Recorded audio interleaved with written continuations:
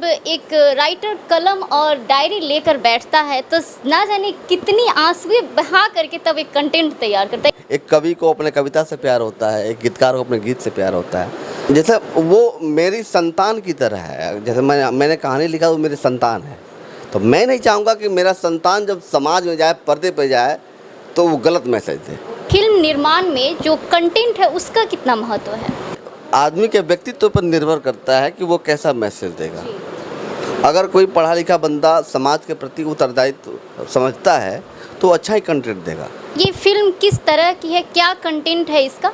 और हमारे भोजपुरी इंडस्ट्री का ये दुर्भाग्य है कि लेखक को जो तरजीह मिलनी चाहिए, जो मजदूरी मिलनी चाहिए, मिलती नहीं। कि पारिवारिक पृष्ठभूमि में रहते हुए और परिवार की रजामंदी से आप अपने प्यार को पाएं।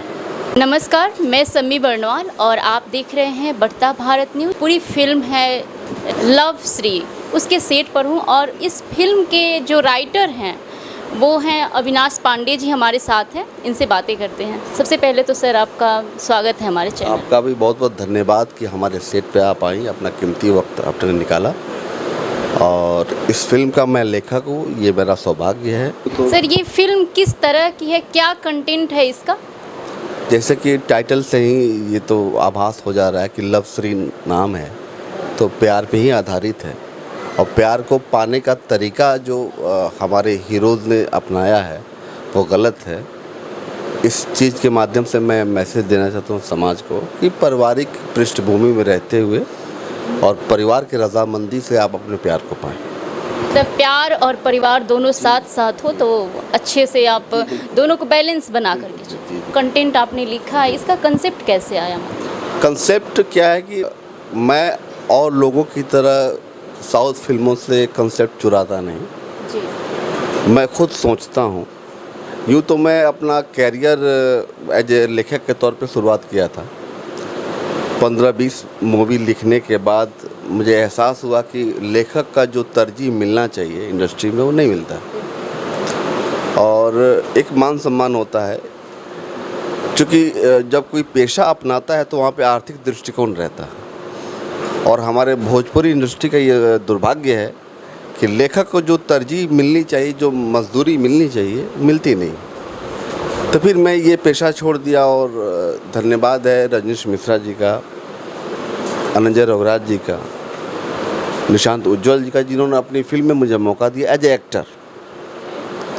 फिर मैं वहाँ से मेहंदी लगा के रखना से मैं एक्टिंग में आया। और एक्टिंग में लोगों का मेरा काम अच्छा लगा, लोगों का प्यार मिलने लगा।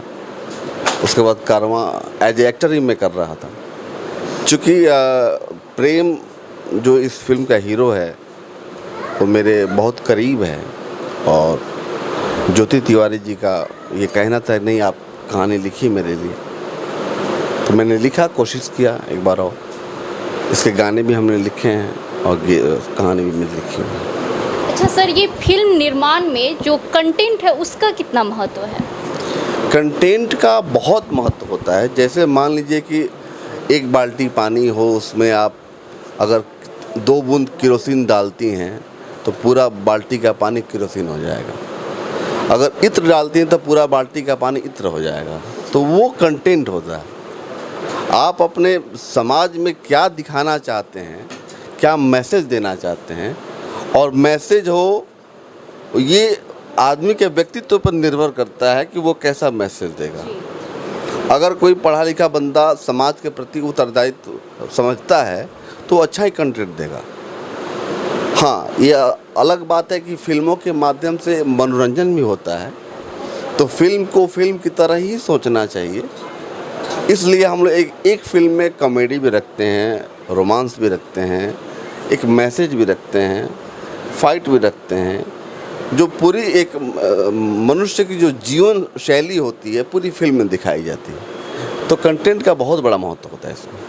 तो आपने बतौर एक्टर भी काम किया है, तो जैसा आप शुरू में आप लिखना चाहते थे लिखने मतलब, लेकिन आपको लग रहा था कि इसमें अर्थव्यवस्था उस तरह से सुदृढ़ नहीं हो सकती है। जैसे हमारे यहाँ है कि झोला, ये लेखन को एक झोला छाप माना जाता है। जैसे प्रेमचंद जी थे कि एक लेखक क्या होगा, कवि क्या होगा कि हाथ में ये कंधे पे झोला लटकाए हुए बस फकीरी के अवस्था में, लेकिन उस तरह से ज़िंदगी नहीं जाएगी। तो आप ये इस फिल्म को, इस कंटेंट को लिखकर कितने संतुष्ट हैं अभी?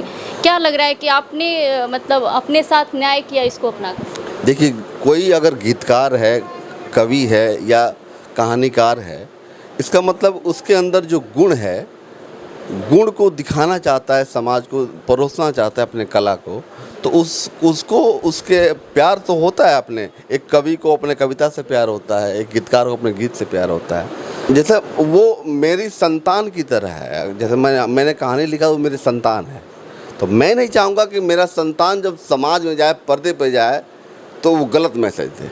जैसे मैं चाहता हूँ मेरा बेटा पढ़ लिख के डीएम बने, या अच्छा नेता बने, या समाज सुधारक बने, या समाज को सुदृढ़ करने में अपने योगदान दे, तो वही सोच इस कंटेंट के साथ भी मैं लेके चला हूँ कि मेरा मैसेज ख़राब ना हो।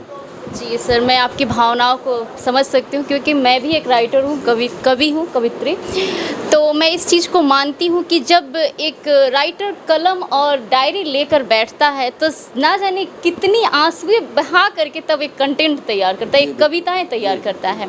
जैसे माँ 9 महीने कोख में रखती है बच्चों को, तो उसे अपने कंटेंट से, अपनी कविताओं से बहुत प्यार होता है। और बेशक आपको बहुत ही संतुष्टि मिली होगी इसे मूर्त रूप दे करके। तो चलिए, बहुत बहुत शुभकामनाएं आपको। और कोई आने वाली आपकी कोई कंटेंट पे फिल्म? हाँ, मेरी फिल्म में एज एक्टर आ रही हैं आयुष्मान आयुष्मती आ रही है, मेरी फिल्म विवाह 3 आ रही है, मेरी फिल्म नालायक आ रही है, और लव श्री तो आ ही रही है। चलिए, बहुत बहुत शुभकामनाएं आपको, और ऐसे ही लोगों का प्यार मिले आपके कंटेंट को और ये फिल्म को भी। बहुत बहुत धन्यवाद सर। जो भी दर्शक देख रहे हैं उनसे क्या कहना चाहिए? चैनल देखें, सब्सक्राइब करें और लाइक करें, क्योंकि ये भी जो चैनल है वो अच्छे न्यूज़, सच्चाई वाली न्यूज़ दिखाते हैं। कोई व्यू का जो झोल नहीं है इसमें। आप और कमेंट भी करें, क्योंकि कमेंट, आपके एक कमेंट से इनका हौसला अफजाई होगा। और बहुत मेहनत करके आलोक जी की पूरी टीम बेतिया से चल के बगहा में आई है, वाल्मीकि नगर के पास आई है, तो आपका एक कमेंट उनके हौसला अफजाई का काम करे, तो प्लीज़ कमेंट करें। Thank you. हमारे साथ थे लव श्री फिल्म के राइटर अविनाश पांडे जी। आपको इनके साथ हमारी बातचीत कैसी लगी कमेंट बॉक्स में ज़रूर बताएं। और यूट्यूब पर देख रहे हैं तो सब्सक्राइब कर लीजिए, और फेसबुक पर देख रहे हैं तो फॉलो कर लीजिए। अपना ढेर सारा प्यार दीजिए हमें भी और इस फिल्म को भी। बहुत बहुत धन्यवाद। जय हिंद।